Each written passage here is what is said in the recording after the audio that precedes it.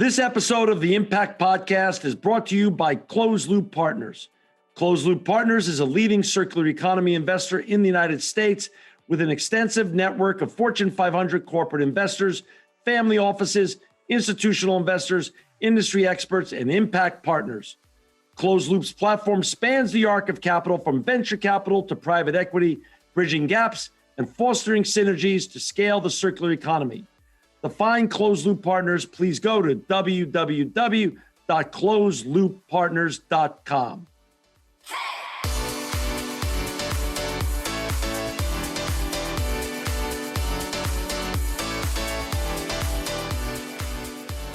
Welcome to another edition of the Impact Podcast. I'm John Shegerian, and we're so lucky to have with us today Ben Pring. He's the director of Cognitive Centers for the Future of Work, and he's the author of this new wonderful book, which you can see I've read and marked up. It's called Monster, a tough love letter on taming the machines that rule our jobs, lives, and future. Welcome, Ben Pring. Hi, John. Great to be with you.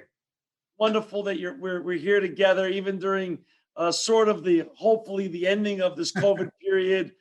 Technology, some of the beauty and wonders of technology and the good parts of technology, it gets to bring us together to share the journey and share the wonderful work that you're doing and important work that you're doing. And Ben, before we talk about your book, which is why the main reason I really was excited to have you on today, is can you share a little bit about your background, how you even got here doing this, writing this book and being the director of the Cognizant Center for the Future of Work?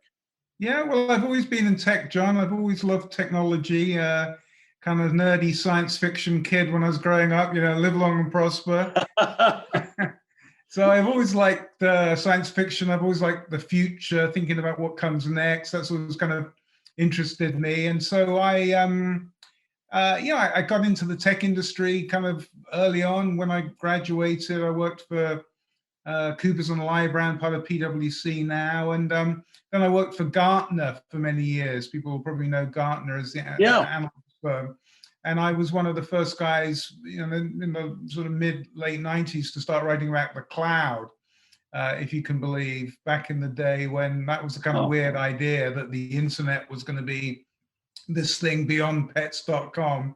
And right.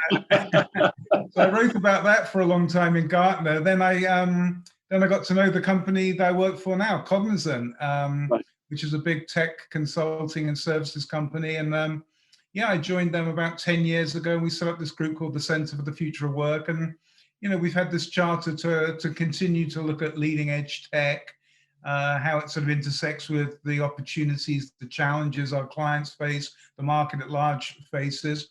And so I've always just been writing about new technology, thinking about, how we can optimize for it.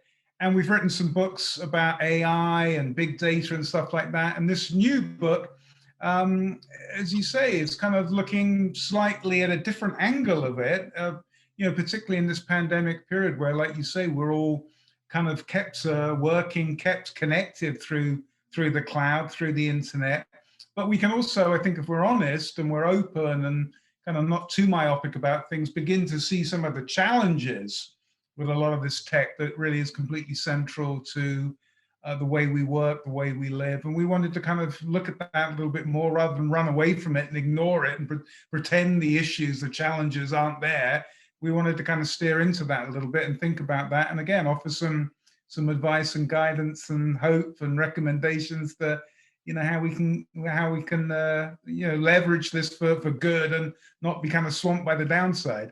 You're right. And everything else is, like you say, all the great things on this planet also have downsides. So there's no reason technology should be excluded from that conversation. So that's why I'm so glad you wrote this book. It's called Monster. It's available on Amazon, Barnes & Noble, and other great bookstores.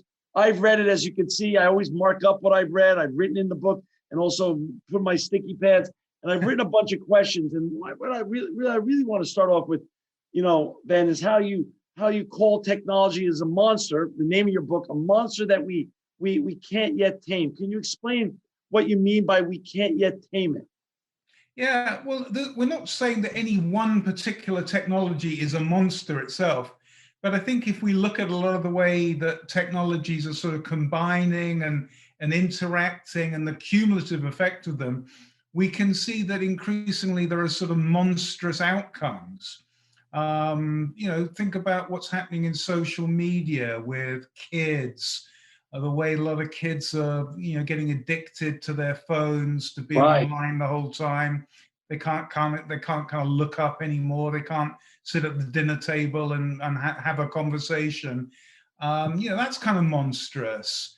And then you think about trolling and body dysmorphia and FOMO, fear of missing out. This Right. whole kind of online life that a lot of people are living now, that's, I think, monstrous, really. It's true. Then you think about it in a political context, the sort of algorithmic rabbit holes that people have gone down in the last few years, which have, led to sort of just a craziness, which sort of burst out into the real world on January the 6th in DC. I mean, that's monstrous what's going on there. Think about disinformation. That's kind of monstrous. Think about what's going on in the whole cyber warfare space, where just this week we're seeing again this thing is uncontrolled, and that's the Right. monster that we worry about. That we're not calling out social media or Right. AI, but it's the combination that we can begin to see is sort of going off the rails a little bit. And that's the idea of the monster that we've got to tame, that we've got to pull back. That's so interesting. And what I love about your book is not only you frame up the problem, but you also give solutions, which we're going to get to later. Talk a little bit. I mean, truly, you're a business insider. You've spent your life in tech with, like you said, you shared your history at the top of the show. Why was it so important for you to talk about it and almost, be self-reflective on an industry that you've enjoyed and been very successful in, and others seem to be pushing away from these kind of tough topics? Yeah, in a way, we didn't really want to write this book. It's not the sort of Yeah. book that, tech evangelists, people like us who are, always extolling the benefit of technology, Right. particularly want to deal with. I mean, it would have, in a way, been better if we kind of ignored this, but we felt a responsibility, to be honest with you, John. I mean, the first line of the book that Paul, who's my co-author, Paul Oregon, and I wrote, the first line is, "We love technology." Right. And as people who love technology and people of goodwill, we want to see technology used for good. And that's what concerned us, certainly in the last few years as we were out on our travels, talking to our clients, talking at events, was that increasingly the questions we were getting from our clients or from an audience was, what about AI's impact on jobs? What about data's impact on a kind of surveillance economy, as it's being called? What about the role of cyber insecurity in the modern world? And all of these negative kind of questions, in a way, or questions that came from a place of concern, these were the questions that people were putting to us. And so, as I said, it would have been easier in a way to kind of run away from that and continue to write the next book about something upbeat and light and easy. But this was the book we felt compelled to write because, again, in that spirit of wanting tech to make the world a better place, hashtag tech for good, we felt like we've got to take a time out. We've got to ask some difficult questions to come up with the answers, with the recommendations, with thoughts on how we keep this going in a good direction and we don't continue to seem in the direction we're going at the moment, which is kind of frankly onto the sidewalk, onto the edge of the road. We are in many ways, as you say, untethered at this point and getting worse. You talk a lot about in the book solutions, and I want to break down the different various levels of solutions. As we know, government could be for good and they could be lead on solutions for any problems that exist in society. Business the same, and people could take it into their own hands. So let's start from a business perspective, as we could see everything that's happened during this pandemic, the social changes that are being called for, the justice changes that are being called for. business is taking a real big lead on. Of course, government's involved, but business can move quicker than government and transcend government.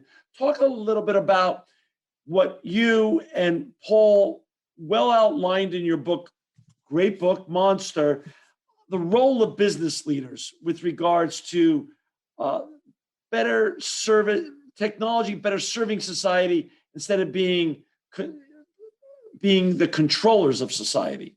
Yeah, businesses have a big role to play. You're absolutely right, John. And in a way, I mean, this is part of the issue, is that technology and a commercial leverage of technology is moving much more quickly than government, the makers of the rules, if you like. Businesses have moved so quickly to leverage this technology, and they've been incredibly successful with that. And, fair play to them. But business leaders, I think, have a real responsibility to use this technology intentionally, with real thought about it, rather than kind of doing it in a haphazard, unthinking way. And data, the use of data, the leverage of data is probably the greatest sort of competitive asset that many businesses have now. Right. And data is this incredibly kind of mysterious thing, which again can be used for tremendous positive advantage, but also we can begin to see used for ill as well. And so you think about data, data is the key to a personalized service.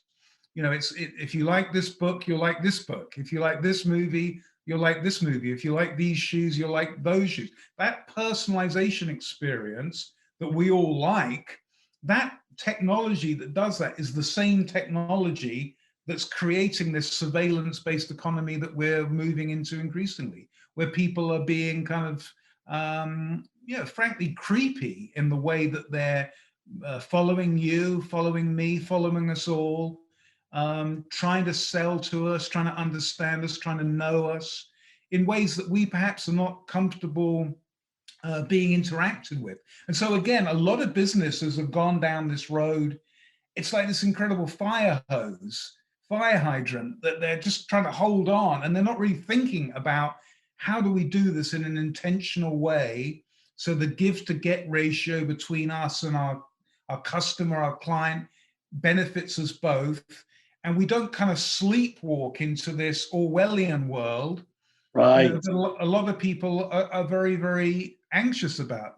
Brad Smith, the president of Microsoft last week, I think 2 weeks ago, said the only thing that Orwell got wrong was the timing. It's not 1984, it's 2024, that we're sort of sleepwalking into this world. And a lot of that is because we're not intentionally thinking about the systems we build, the data we use, the experiences we offer. And again, that's what we're saying in the book, that business leaders need to be intentional. They need to think about what they're doing here, because we're kind of at a crossroads.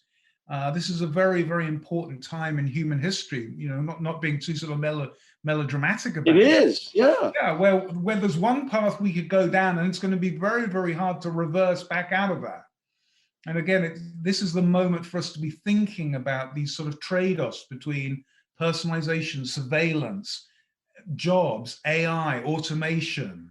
All of these issues are really, really mission critical for a lot of business leaders, and the decisions that business leaders make, I mean, they're going to be decisions that they and their companies and their shareholders have to live with for a very long time. For those of us who just joined us, we've got Ben Pring. He's the co-author of this great book called Monster, a tough love letter on taming the machines that rule our jobs, lives, and future. I've read it. It's an important read, given that we're all surrounded now by technologies that we both love and have come to lean on and live with, but that could also become monsters if abused. Ben, you talk in your book about communities dividing us among new borders called splinternet, in quotes. And that's a word I've never seen before. Explain what you mean to our listeners and our viewers of what you mean by the word splinternet and how communities have become divided. Yeah. Well, I think you can see this at both a kind of macro geopolitical level, John, and also, as you say, at a more kind of community-based level. I mean, at the macro Right. level, the idea is that, the internet, the original internet, was kind of largely an American invention. The Brits helped a little bit, but it's largely an American Right. thing. And in the last 25 years of the internet going from just this curio to being this thing that's taken over the world, I mean, it's basically been run on a kind of American principles, American rules, very hands off, very laissez faire, very light hand on the tiller. Fast forward to 2021, and you can see that the European view of the internet, the European view of data, is very different to the American view. And so you have things like GDPR Right. coming out, regulation about how to manage cookies and how to manage consent, etc. And then in China, you begin to see a completely different regulatory framework there. And people talk about this phrase of surveillance communism, this very, very tightly controlled, government controlled, top down controlled use of the internet. And so the original internet is sort of splintering Mm. into three different types of internet, and hence the phrase the splinternet. Love it. And so again, in a business context, and particularly for big multinational companies, Yeah. that I work in, that we work with, Cognizant works with a lot, this is a real issue because they're basically going to have to create three different versions of the Mm. internet running on three different regulatory set of rules to be able to operate around the world. And again, you see a lot of American organizations in China having to completely re-engineer how they operate in China, completely re-engineer their policies around privacy to be in China. And so that original American internet is sort of is morphing. And then at a more macro level, again, this is the notion we touched on of the algorithm and Right. these sort of algorithm echo chambers that people are increasingly living in. That you sort of, because the algorithm says that if you like A, you're going to like B, and if you like B, you're going to like C, you Right. tend to begin to wall yourself into an interest set, and you begin, and we've seen it, people begin to drift off from any sense of sort of shared reality, of any platonic reality that we all can believe in. And this is the whole notion of fake news. And then bad actors want to spread disinformation into these algorithmic rabbit holes. And at the bottom of them, you see these people kind of ending up in this weird world of QAnon. And Yeah. then they come into the real world with their crazy Viking hats and try and storm the Capitol. And again, that's the splintering of a reality, because this Right. technology is completely central to everybody's lives. And in this rabbit hole that you're in, the world that you're in, that subjective world that you're in, that's your world. And that's totally different to the world that you're living in, that I'm living in, that most sane people are living in. And again, we can ignore that. We can think it's funny, No, but it's having real consequences in the real world. And again, it many of is. them are monstrous. It's that's so well said, and it's fascinating that the way you frame it up, and that they are living in a mindset. They're only informed from what they're following, and they get so cordoned off.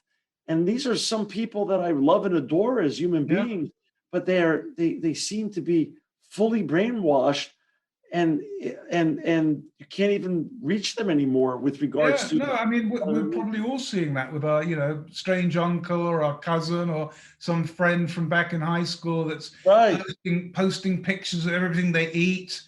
And right, it's like, what the hell's happening here? This is just bizarre. And again, the algorithms, which are just completely neutral pieces of code, all they're right, trying to do is to find things that if you like that, you're going to like this. And the right. second they find any heat, then they put nitroglycerine on it and it blows up. And that's the whole kind of incentive based model of this system. And again, that's wonderful if you like American football, if you like the Bills and you want to see lots of information about the Bills, that's Right, great.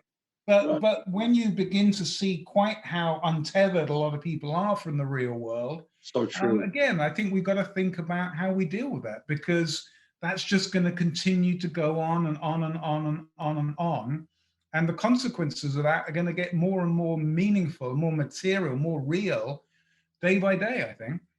You know, Ben, one of the great parts of your book is some people write books and you get through the book and it explained all the problems that we have, and you finish the book and you close it and you just feel hopeless because you don't feel like there's any credible or opportune solutions for the problems that were just laid out in front of you, even though the problems could be laid out very eloquently and even frankly brilliantly.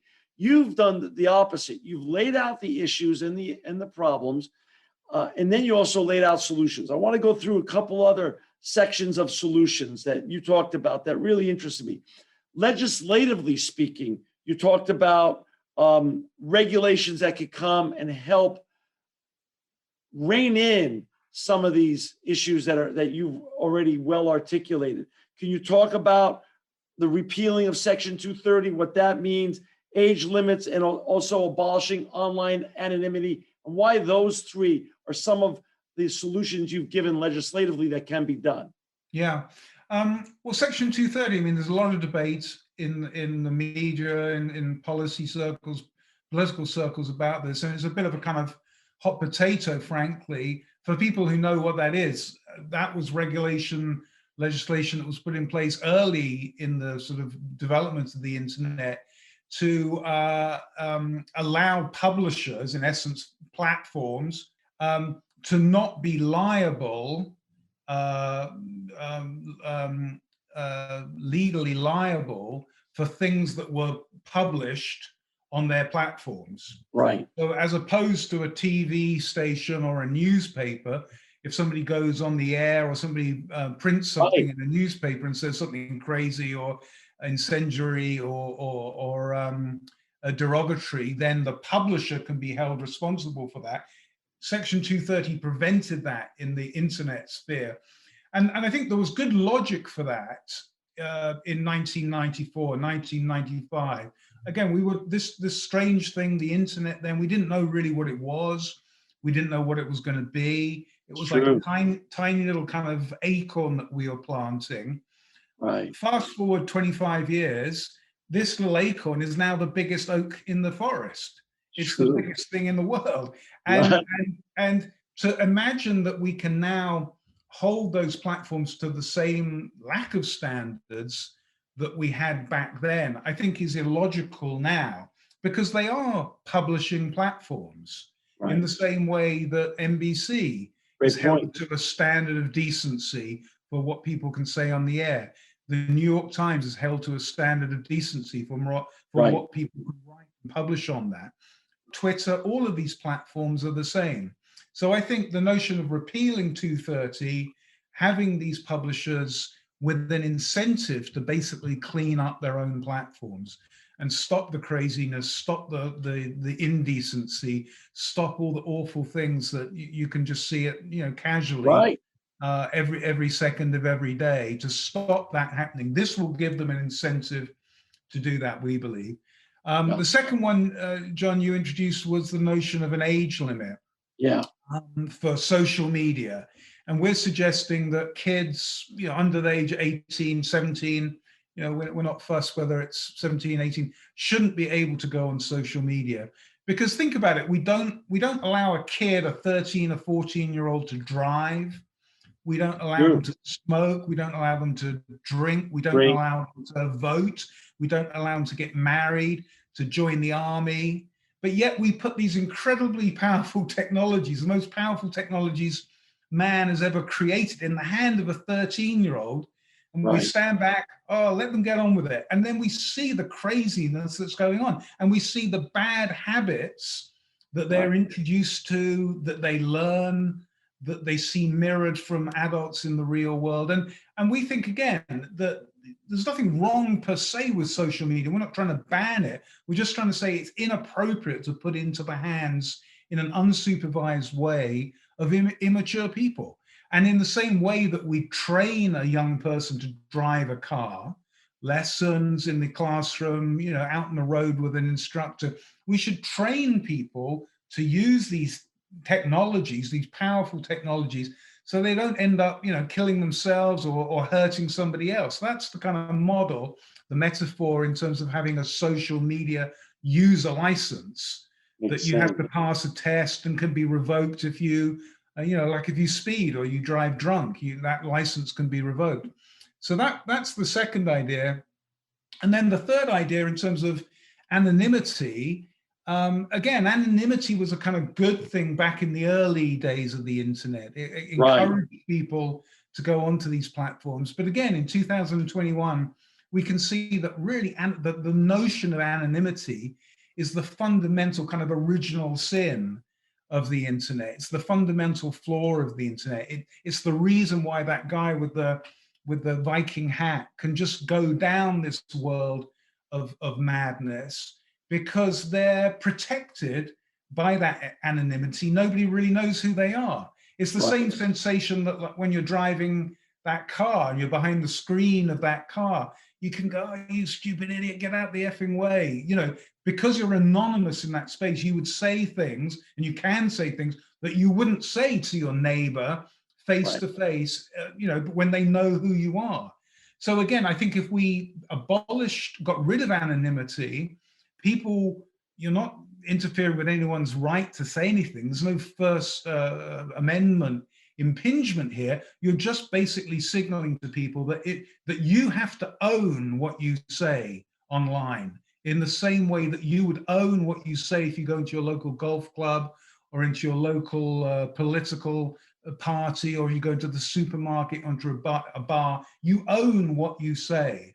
And I think making people own what they say online will go a long way to tamping down a lot of this craziness that people say because they can get away with saying it. Good point. We're having this interview today, and the G7's going on. And in your book, you refer to the shift of global economic powers from the G7 to what you call the D7. Can you explain what you mean by D7? Yeah, again, I mean, the G7 that people know, like you say, Right. meeting in the UK this weekend. Right. The UK, America, Canada, France, Right. Japan, etc. Those countries kind of represent power in the post-World War II era. They represent, the big countries, the powerful countries of the past. If you were recasting the G7 today, based on power and influence around the world, no disrespect to my Canadian friends or my French friends, Right. but I don't think you'd have France and Canada in the modern G7. Right. You'd have China, you'd have India. So we Right. think that the D7, the digital seven, is kind of a reflection on where power is today, because really the big fault line, the big sort of tension, geopolitical tension, which again is all around technology and control of technology. Vladimir Putin famously said the country that controls AI is going to control the world. The D7 is a sort of reflection of the fact that the world now in 2021 is very, very different. And we need to create those sort of same institutions like the UN for the modern world, Right. reflect power in the modern world, and have a responsibility and create a platform in which we can mediate things like the splinternet that we were talking about earlier on. So that's a great point. The UN managed the analog political world. Yeah. And really, what is going to fill that void, Ben, to become the UN of the digital world? What do you foresee? Well, it's interesting, John, talking about the G7 meeting, because in fact, there's a briefing note that came out ahead of the meeting, which was catalyzed by the UK government, and they today, in fact, this morning, and they call for exactly that: the establishment of a digitalized form of the UN to regulate these sorts of issues. We sort of call for a US version of that in our book, the establishment of what we call Federal Technology Administration. And it's interesting to see that sort of same idea is coming out of the G7 meeting. Again, it's completely clear that the institutions of power, both at a national and a geopolitical international level, are sort of way behind the times. If people know what the charter of the FTC or the FCC in America are. They don't talk about anything like we're talking about. They don't talk about data. They don't talk about the privacy issues, security issues. And so, again, we need a modern institution, modern umpire, modern referee. And we think that something like a Federal Technology Administration that would sit supra to the FCC and the FTC, something like that could be really, really important in effect, crafting the rules of the road for the information superhighway. And I always love to leave our listeners and our viewers, Ben, with actionable steps and thoughts on how they could participate in making their own lives better. Because as you point out in your great book, Monster, these technologies that we all have come to love are as addicting as fentanyl or any other opiate or a drug. How can our listeners and viewers take it in their own hands before this legislation gets done, before a digital body comes into place that replicates the UN and reimagines the digital world for us and helps us create guardrails and some of the solutions you've created? How can we all become part of the solution and make our lives better before government and business step in and do it for us? Yeah, no, it's a great point, John, because I think a lot of people at a personal, individual level are kind of standing back thinking, oh, the government are going to solve this. Right. And the government are going to take a long time to solve Right. it. So we can't stand around waiting for them. And I think we all individually, as parents, as leaders in organizations, as individuals, we all have agency. We are all vested in making this world a world we want to be in, a world we want to live in. Right. And I think there are two important things that we talk about in the book that, again, at a kind of simple, be the change you want to be kind of level, right, we can all act on. And one is, given that we're talking about very, very leading edge modern technology, is ironically to remember one of the oldest rules of humanity, the golden rule. Do unto others as you would have done unto you. I mean, it's in every religion throughout history, that's basically the foundation of right, that religion, of that set of how rules of how to live, ethics. Right. And I think a lot of people have forgotten that. A lot of people at a personal level, in a business level, have forgotten that. People vent and say stuff online that, again, they wouldn't say to their cousin or their mother or their son face to face, but somehow they feel empowered to do that online. And I think people should believe, people should remember that they are, in essence, being what they want to see every time that they interact digitally. So be intentional about that. That's an important thing to do. And then the other thing, and this is a phrase that has been around for a while, and some of your listeners probably have heard it, is the whole notion of the digital Sabbath. Right. I mean, just put the goddamn thing down. It is addictive. And it is. I and Paul and many people now, I think, particularly on a weekend, I just try not to look at it so much. I try to leave it at home. I try not to be walking around with this thing in my hand the whole time. I can't help thinking that if you just kind of look at your computer on your desktop, there's a sort of almost a time limit to that. Just being in the physical chair. Yeah. After an hour or two, you want to get up and walk away from it. But because the phone is so comfortable in your hand on the couch or whatever, you just sort of stare at it the whole time. I think putting the thing down on a Friday or a Saturday or a Sunday and just ignore it, forget it, and get back and look at the real world. Look through the real window, not the kind of window of your screen. Again, easier said than done, perhaps a little bit kind of trite and simplistic, but in a way, I think, again, the notion of personal agency, personal decisions, ultimately, we can't get away from how important they are and how fundamental they are. You're right. And I think you're so onto something so big with the digital Sabbath and the call for more balance. You mentioned FOMO earlier, and I'm lucky. I'm very addicted to my technologies, but I really don't have FOMO. I have the opposite. My kids laugh at me all the time. I have something I call JOMO, joy of missing out. I don't care. I don't care what's on Instagram or any of these other wonderful platforms. I'm just happy I'm not part of it. And so, No, and I think you're right, John. And I think a lot of people, celebrities, a lot of celebrities are now saying, I'm going off social media.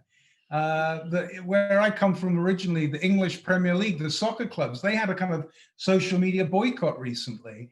And I think a lot of people are increasingly of that view that, I want to get away from this thing rather than be dragged down it more and more. So maybe the tide is turning a little bit.